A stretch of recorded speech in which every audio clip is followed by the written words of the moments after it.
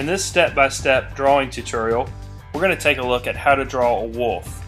For a more detailed explanation of this step-by-step process, visit howtodrawstuff.com. Start off your drawing of a wolf by drawing two oval shapes. These shapes should overlap each other like shown in the drawing.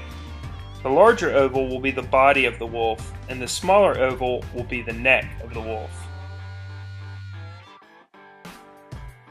Next, draw a circle at the end of the neck oval. Add a shape for the ears, and add an upper snout and a lower one as well. Also, draw a couple of shapes for the upper parts of the legs and a line for the tail. We'll develop the tail a bit more in a moment. At this stage in the drawing, you can add a couple more shapes for the other two legs. Add the eye and connect the first two ovals that we drew with a line down the back of the wolf.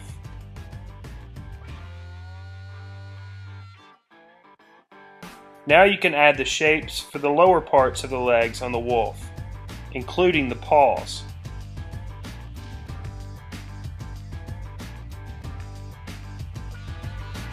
Now, using the lines and shapes that you have drawn, you can finish your drawing of the wolf. Be sure to draw the outline of the wolf so that it looks like fur. Darken in the nose and add a couple of fangs. For more step-by-step drawing tutorials, be sure to visit howtodrawstuff.com.